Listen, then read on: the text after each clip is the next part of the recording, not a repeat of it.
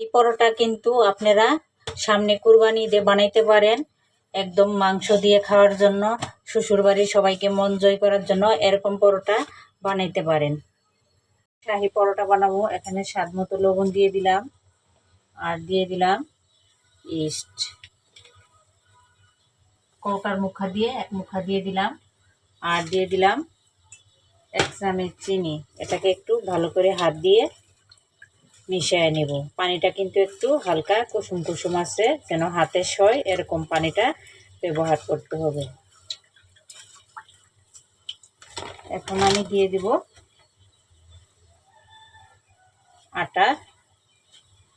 এটাকে দিয়ে ভালো করে মিশাবো। পর্যায়ে মিশানি শেষ হয়ে গেছে, একদম মাখানি শেষ। এখন উপর দিয়ে সামান্য একটু তেল দিয়ে ঢাকনা দিয়ে ঢেকে রেখে দেব আধা ঘন্টার জন্য।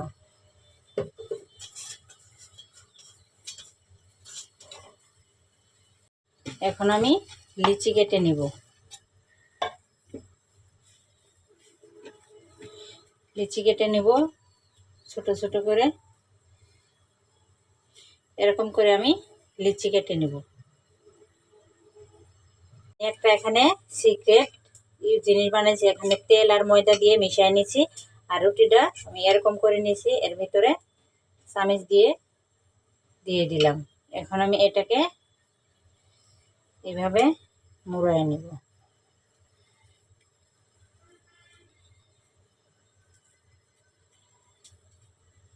এখন আমি রুটিটা বেলে নিব। এখানে কিন্তু আটা ময়দা তেল কোনো কিছুই লাগে নাই। এখন একটু আস্তে করে বেলে নেব, বেশি বড় করব না।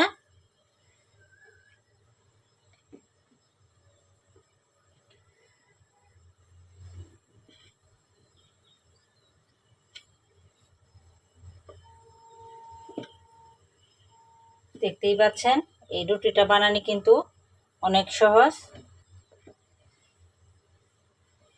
এই তো আমার বেলা হয়ে গেছে।